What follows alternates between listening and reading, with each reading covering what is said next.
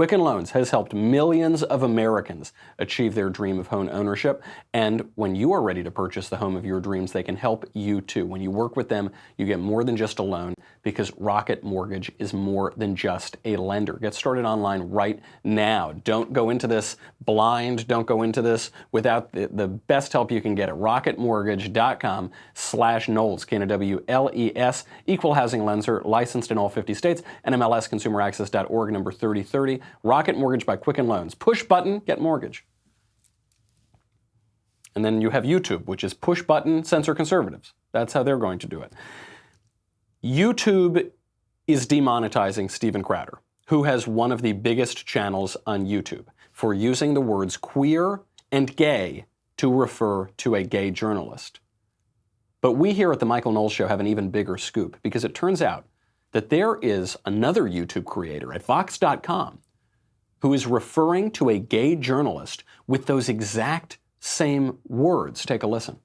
Vox News calling themselves fair and balanced is like me calling myself straight and emotionally stable. It's a nice Straight people on TV talk about what it was like to be gay. Queer people cares at all about queer people, touting out queer creators, being bigoted towards queer people. Let's be queer is not an interesting or useful idea. Calling me a let's be queer is not an idea. I'm a queer, tree-hugging atheist with immigrant parents. Because like the feeling of being queer in a world that doesn't love queers, as a queer person, and also even within queer spaces, I am also an addict. And part of the work as a queer person of color is to be like, I mean, it was kind of like growing up queer and being queer and doing like queer activism. I am literally shaking. I can't believe that YouTube would allow such a horrific bigot on their, oh, excuse me, I'm sorry, I'm hearing right now, oh, that's Carlos Maza, the Vox journalist who started this whole censorship crusade in the first place. By the way, that clip could go on about 7 or 8 minutes longer. There is an endless supply of Carlos Maza using the word queer, gay, all of these different words to refer to himself. So when Carlos Maza from Vox.com, a left-wing website, uses exactly the same words that Steven Crowder used, it's okay. That's fine. That's great. When Steven Crowder uses those exact same words, he gets demonetized. He is told by YouTube, you can't make any money on here because you have opinions that we don't like. When is YouTube going to demonetize Vox.com? For using the exact same words that Steven Crowder used? I'm not kidding. I'm not just trying to make a point. I think YouTube should demonetize Vox.com. I think YouTube should deplatform Carlos Maza because he's using those exact same words. I'm not making an absurd argument here. YouTube is enforcing some brand new policy that they just wrote yesterday in response to Carlos Maza and Vox.com calling for Crowder to be deplatformed and demonetized. They're enforcing that on Crowder. They have to enforce that on Vox.com. In fact, they should enforce it on everybody who makes any gay joke, who uses the word gay, who uses the word queer, any of them on YouTube. By the way, YouTube uses the word queer because YouTube is now promoting Pride Month and a month to celebrate LGBTQ. Guess what the Q stands for? Stands for queer. They all need to be deplatformed. Their channels need to be deleted. They at least need to be demonetized. Until Vox.com is demonetized, YouTube is taking an obvious bigoted swipe at conservatives. Why is it okay when Vox uses certain words, but not okay when Crowder does? Washington Post showed this just yesterday. Washington Post put out an article about this whole controversy, and they wrote, when they described Carlos Maza, they said he is, quote, a video producer for the news site Vox, and they described him as a, quote, gay and Latino. Then, 2 paragraphs later in the article, they criticized Steven Crowder for referring to Maza as a gay Latino from Vox. So, Washington Post says he's a video producer from the news site Vox, and he is gay and Latino. Then Crowder calls him a gay Latino from Vox. That's hateful. 2 paragraphs later. What is actually happening here? YouTube has decided to punish the creators that it doesn't like with demonetization. When you post a video to YouTube, you can turn on monetization, and then when you get 500,000 people to watch it, they'll run ads on that video and you can make some money. And that's how YouTube creators sustain themselves online. Now they're going to demonetize them, and they're already saying that they're going to deplatform thousands of creators that they don't like. YouTube is punishing people not who violate the rules, but who they just don't like. I'm not exaggerating here. YouTube concluded that Steven Crowder did not violate their rules. They admitted that in a statement. Then, once they got more pressure from Vox.com, journalists, quote unquote, who were trying to censor everybody else from speaking, when they gave into the pressure, they said, all right, Crowder didn't violate the rules, but we're going to demonetize him anyway. This is their Orwellian statement, quote, even if a creator's content doesn't violate our community guidelines, we will take a look at the broader context and impact, and if their behavior is egregious and harms the broader community, we may take action. They said, in the case of Crowder's channel, a thorough review over the weekend found that individually, the flagged videos did not violate our community guidelines. However, in the subsequent days, we saw the widespread harm to the YouTube community. Now listen to that. You see what they're doing? They're, once again, as the left always does, conflating speech with violence. They say, look, we have rules against threatening speech that actually could incite violence, that is being used to threaten violence. We have rules against that. Crowder didn't violate those rules. But in the broad context of his speech, it's harmful to the YouTube community, quote, resulting from the ongoing pattern of egregious behavior. We took a deeper look and made the decision to suspend monetization. In order to be considered for reinstatement, all relevant issues with the channel need to be addressed, including any videos that violate our policies, as well as things like offensive merchandise. And there, what they're alluding to is he has a shirt which is Che Guevara with a limp wrist, and it says socialism is for figs. And then instead of a letter there between the F and the G, it's a little fig. Coincidentally, Che Guevara was killed in a town called Higuera, which means the fig tree. Just a little extra information on that. YouTube is promising that they will write the rules arbitrarily, because they had rules. When they instituted the rules, they say, here are the rules, don't violate them, we won't kick you off. Crowder doesn't violate them, now they say we're going to kick you off anyway. We're going to demonetize you at least anyway. So it's just YouTube picking winners and losers based on the content, based on the opinions, based on the ideology of the creators that are going out there. How are they going to do this? YouTube is now promising that it will be, quote, removing violative content that violates their agreement. They already were doing that. Raising up authoritative content. Okay, let's see what that authoritative content is. Reducing the spread of borderline content, so content that doesn't violate their rules but they don't like it anyway. And rewarding trusted creators. I wonder who those trusted creators are. I mean, I seem to recall that the Young Turks, a very far left-wing channel, would film their shows in YouTube's headquarters, in the YouTube studios. I guess they're trusted. The very far left-wing sources are trusted. I don't film in YouTube's headquarters, do I? Steven Crowder doesn't film in YouTube's. I guess we're not trusted. And they're going to raise up authoritative content. What is authoritative content? Is authoritative content the New York Times? New York Times has botched huge high-profile stories over the last 3 years. CNN botched huge high-profile stories. Is it those guys? Something tells me authoritative content isn't the Daily Wire.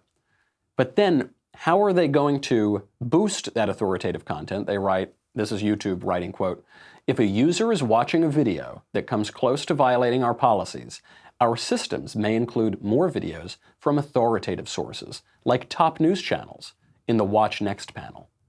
So let's say that you decide that you're going to watch the Michael Knowles show, Heaven Forfend, and you're watching and you're listening to ideas that are a little more conservative. What YouTube will do then is after that, when you look at the Watch Next channel, all the videos that are suggested next to the page at the end on the screen, you're going to get the New York Times, you're going to get CNN, you're going to get the Young Turks filmed in YouTube studios, you're going to get all this left-wing content. What is this about? What's the takeaway? It's a twofold political stunt. Why did Carlos Maza do this now? He said that Crowder's been calling him a lispy queer for years. Maza's been calling himself a queer for years. Why right now? Well, it's because this is Pride Month. Carlos Maza launched this whole crusade on May 30th, 2 days before the launch of Pride Month. This was not an exasperated, emotional reaction to harassment. This was a highly calculated, premeditated attempt to censor conservatives on YouTube and other social media, which are, by the way, the largest public squares in the entire world. Certainly in the country, but in the entire world as well. This was a highly calculated attempt by a highly calculating political operative named Carlos Maza to censor conservatives from the public square. And it has mostly worked, by the way. Good, I mean, he's a whiny, un-American authoritarian, but Carlos Maza is pretty effective. But it's not just launched at the beginning of Pride Month, it's launched at the beginning of the 2020 cycle. It's 2019, the elections are underway, and now the YouTube is going to mobilize to help Democrats unfairly. You know, the left complains about Citizens United, how that Supreme Court decision upheld the corporation's right to donate to political campaigns. They said it was awful. They said corporations aren't people. Corporations can't donate. What is this? What this is just one giant, completely unregulated corporate donation to Democrats. They're admitting it. They say they're going to censor conservatives and they're going to help Democrats. At least after Citizens United, other corporations have to disclose their political contributions. Not YouTube. YouTube doesn't have to disclose this. It's a huge in-kind contribution for Dems during a very contentious election year. So how should conservatives respond? This reopens the same debate between conservatism and classical liberalism or conservative liberalism or whatever that we have been talking about for the past 2 weeks. Some libertarian classical liberal types insist that the government should take no action. They say YouTube is a private company, they can kick off whoever they want, it's not the government, no big deal. That's one idea. They're uncomfortable with the government stepping in to regulate social media. Now, the less classical liberal, more conservative-minded people say absolutely the government should prevent this mass censorship on a national and global scale of conservative ideas. So which is it? Should we say hands off, YouTube can do whatever they want, or should we get involved? This is based on a faulty premise. This is based on the premise that the government right now doesn't already have its finger on the scales. It does. The government is already giving these corporations like YouTube an unfair protection. The law in this country is supposed to treat publishers and platforms differently. Right now, however, the law is treating social media companies like publishers when it suits them, and like publishers and like platforms rather, when it suits them otherwise. In some cases it's one, in some cases it's the other. This is not exactly on the question of censorship. It's on the question of what these companies are. So at the Daily Wire, we have no obligation to publish views that we disagree with. We do, because all of the writers and the hosts, we all disagree with each other all the time. But we don't publish every single opinion in the world. We're not a left-wing news site. We're a conservative news site. We don't need to worry about charges of censorship because we're a publisher. We decide what we want to publish. We pick which stories to run. But since we're a publisher, we have to worry about a lot of other things: copyright infringement, defamation, libel, IP theft, fair use, all these different things that YouTube, Facebook, and Twitter, all the other social media companies don't have to worry about because they say that they are platforms, not publishers, sometimes. They say they're just an internet platform which gives them a whole lot of government help, a whole lot of protections. Section 230 of the Communications Decency Act of 1996 says, "No provider or user of an interactive computer service shall be treated as a publisher or speaker of any information provided by another information content provider." What's the purpose of that? It's so that the internet could grow, and this has led to incredible growth. By protecting tech companies from copyright and other publisher issues, it allowed them not to get totally bogged down and stifled as the internet was growing. It's created billionaires, it's created billion-dollar corporations. It has allowed the internet to flourish.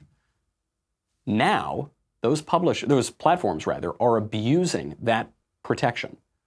The protection that was made to allow the internet to grow, to allow these companies to exist, they are now abusing that protection and behaving as publishers. Obviously, they're choosing what content they want on the platform, what content they don't. Not just YouTube, it's all of big tech trying to have it both ways. Here is Mark Zuckerberg trying to say, on the one hand, he's a CEO of a social media platform. You said you are responsible for your content. So which are you? Are you a tech company or are you the world's largest publisher? Because I think that goes to a really important question on what form of regulation or government action, if any, we would take. Senator, this is a really big question. I view us as a tech company because the primary thing that we do is build technology and products. But you said you're responsible for your content, which makes you kind of a publisher, right? Well, I agree that we're responsible for the content, but we don't produce the content. I think that when people ask us if we're a media company or a publisher, my understanding of what the heart of what they're really getting at is, do we feel a responsibility for the content on our platform? The answer to that, I think, is clearly yes. But I don't think that that's incompatible with fundamentally at our core being a technology company where the main thing that we do is have engineers and build products. Right, okay. So he's saying we are primarily an open platform. However, while they were fighting a lawsuit in California last July, Facebook claimed that they were a publisher. Facebook was being sued by a tech startup that was told they were developing apps with Facebook, and the premise was they would be able to use the data from Facebook to develop the apps. Then Facebook pulled the data from the apps, and they sued them. The lawyer for Facebook, Sonal Mehta, said, quote, "The publisher discretion is a free speech right irrespective of what technological means is used. A newspaper has a publisher function when they are doing it on their website, in a printed copy, or through news alerts." So he said they're a publisher. He then said that decisions about data were a, quote, "quintessential publisher function," and constituted protective activity, adding that this, quote, "includes both the decision of what to publish and the decision of what not to publish." So Facebook is a publisher when it suits them. Right, they are. These tech companies are behaving as publishers. And the data are important here because the data show you how powerful these companies have become. They know everything about you. There are no competitors to them. They control the flow of information on the internet. There is this debate on the right, and we'll bring Zoe in and have this debate. Some of the libertarian school say, who cares how powerful big tech gets? Who cares how they censor? Who cares how they mold discourse and block conservatives from the public square? Just so long as they're not the government. That's one school of thought. That is no consolation to me. I don't care that they're not the government. I don't care if I'm being censored and my politics is being cheated by government, by just a giant government entity, or by a handful of the biggest companies on earth who are getting special protections from the government. I don't care. It needs to end. We need to stop the special protection for big tech, and conservatives need to grow a spine and say that we need to launch an all-on legal assault on these companies. This is an unfair advantage that they are giving to Democrats in 2020. This is censoring the public square. This is abusing their power. This is abusing the law. And this is, and frankly, it's illegal what they're doing. We should take the Vox adpocalypse as a great opportunity to say enough is enough. This has been creeping censorship for a long time, and it's over. This also reminds us why we need to go over to dailywire.com. You know, I mean, this is the big issue of the day. If you care about free speech and diversity of thought, go to dailywire.com right now, dailywire.com/YouTube, and add your name to the list of people standing up against the bullies at YouTube and speaking out for free speech. It's very important. dailywire.com/YouTube. Join the fight with us. We're going to bring on one of the OG conservative YouTubers, Zoe Rachel. Luckily, coincidentally, was coming by the studio today. If you don't remember Zoe, this video is from 10 years ago, in the old days when social media really were the Wild West. It's got 500,000 views on YouTube, back when YouTube wasn't censoring conservatives. This is Zoe Rachel. Okay, so the question is, why am I a Republican? As a conservative Republican, I believe that war sucks. Oh, but there are things that suck way worse than war, y'all. Slavery, genocide, tyranny.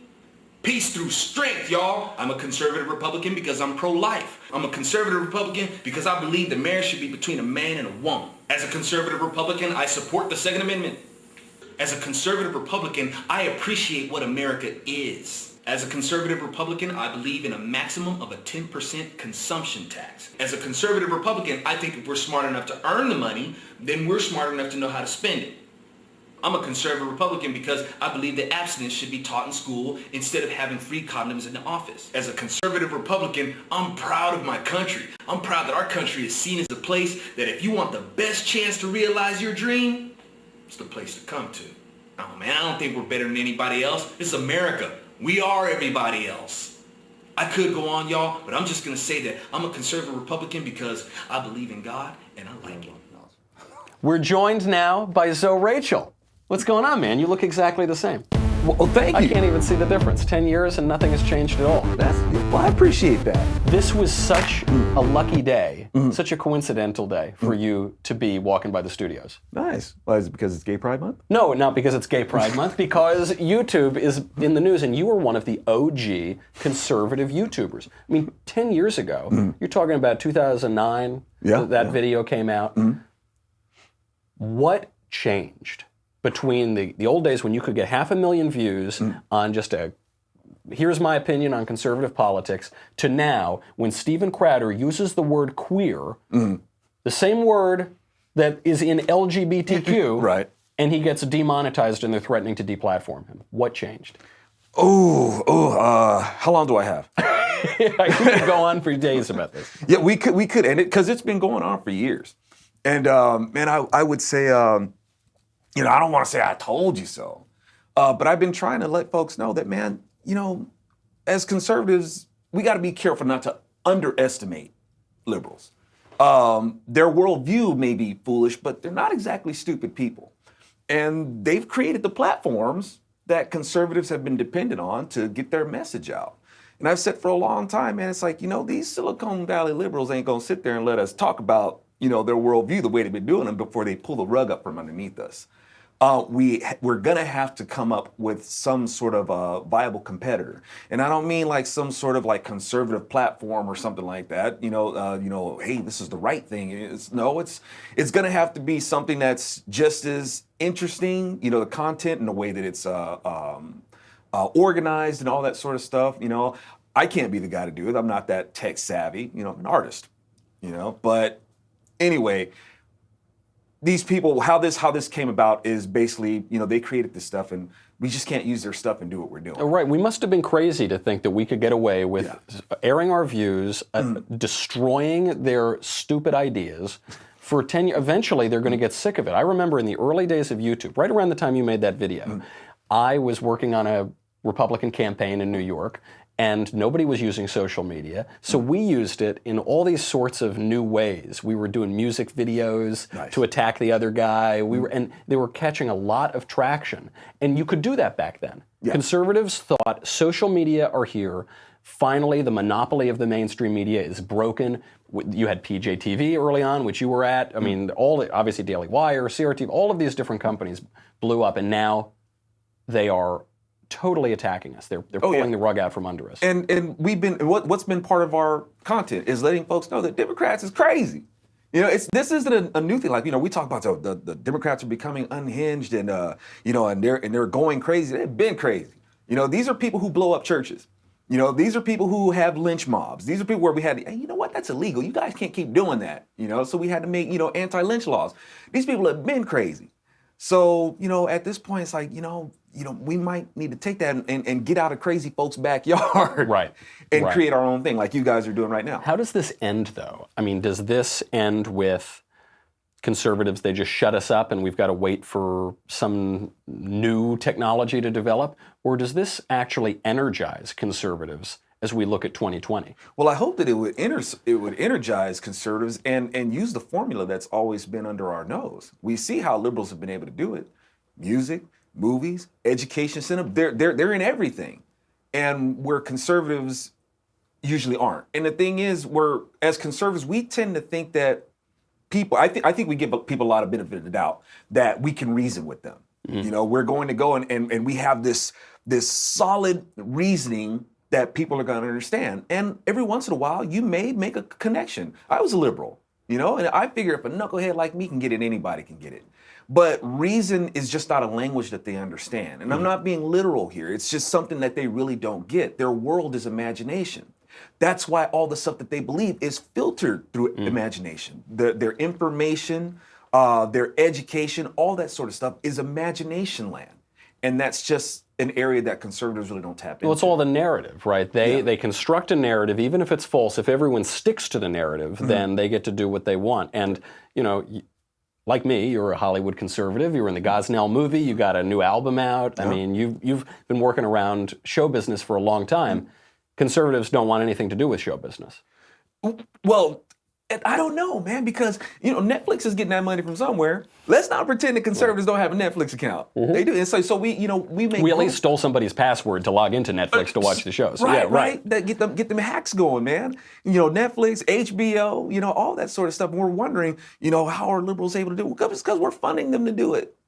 And it's about time that the supply and demand party starts supplying and demanding interesting ways to promote our ideas, because that's what you got to do. Should the government go in and either regulate these big social media companies or enforce the existing law, or do you think hands off will just make our own platform? Oh man, okay. The government getting involved to make this kind of regulation, my instinct is no. Right. It's the conservative instinct is I don't want the government to touch it. Everything it touches turns to dust. In the case of YouTube, maybe it should turn to dust. That's another discussion. However, when you do have an entity that is interfering, at the scope that they're doing, interfering with people's lives, their livelihood, tapping into, and this opens up another discussion about privacy. People would say that privacy, well, it's not in the Constitution. I would argue, yes, it is. And they are violating our right to privacy because your privacy is your property. And we do have a constitutional right to property. So, and they're infringing upon that. They're infringing on our right to pursue happiness by infringing on our livelihood. My contention with that, though, is that, well, we volunteered for it. We don't have like any sort of monetary covenant with them or anything like that where we're... we gave them the data. We gave it to them. Yeah, my only issue is they pretend to be platforms when it suits them. Then they say that they're publishers when they're actually in their own behavior. And I don't think they should be able to get it both ways. I don't think we should. I don't know that we should go in and write new laws and write new regulations. We certainly should enforce laws that we already have, though. Yeah. Yeah, this... I actually think this helps us in 2020. I think this helps. I think Republicans and conservatives do best when it's so clear that the pop culture is stacked against us, that the mainstream media is stacked against us. And Donald Trump does very well when he's got an adversary. And I think this is totally going to backfire on them. What about you? I hope so. I like to go along with that thinking. I get discouraged when I think about, dang, man, we lost to Congress. We've got to be careful with how we may hope things go our way. Right. But Donald Trump, if we could use him as a model, how is he successful? Because he had that pop culture connection. Right. He took his whole campaign and brought it into his reality TV show wheelhouse. And these are things that conservatives look, I understand. Conservatives, to make up a conservative, there's a formula. Yeah. Just the same way there's a formula to make up a liberal. Liberals are imaginative people. Conservatives are practical people. And conservatives, with doing what they're doing, because they have this practical nature, it doesn't lend a lot to creativity. Well, that's where conservatives have to say, well, you know what, maybe we need to find the people who are and support them. That way we can have a means to promote our narrative in a way that captures people's attention long enough to tell them the truth. You're an imaginative conservative. Where can people go and support you? Well, thank you. At bronzeserpentmedia.com, they can catch my book, A Solid Right Cross. They can catch a new album by my band, 20 Pound Sledge. Best band you never heard of. Now, my only issue with the new book sounds great, but one of my favorite titles for any book of all times is the name of your first book. Well, and that was strategically planned, Weapon of ASS Destruction. And I titled that, because ASS stands for American Socialist States, which it seems where we're trying to be dragged to. But I figured, you know what? I think maybe people looking for gay porn might look up this book. That's a big. That's like half the internet, I think. Right, and they might either be very enlightened or very disappointed. So. Well, it's great. I'm sure the new book is a great read too. But Zoe, great to see you, man. Always great for you to come by. Come by more often. All right, man. Thank you. All right, we've got to say goodbye to Facebook and YouTube. We're probably going to say goodbye to them forever pretty soon. Go over to dailywire.com now more than ever. Seriously, guys, they are going to kick us off. It's only a matter of time. They have already started to demonetize. They are going to take away this platform. You have to go to dailywire.com. It's no longer a question of if, it's a question of when. $10 a month, $100 for an annual membership. You get me, The Andrew Klavan Show, Ben Shapiro Show, The Matt Walsh Show. You get to ask questions in the mailbag, which is coming right up. You get Another Kingdom. You get all of this. You get the Leftist Tears Tumblr, which I think is going to be very important because they won the battle today. I don't think they're going to win the war. I think this is going to energize conservatives in 2020, and I think I haven't felt more invigorated to fight big tech censorship ever in my life. This is a major turning point. Go over, get the Leftist Tears Tumblr before you drown. We'll be right back.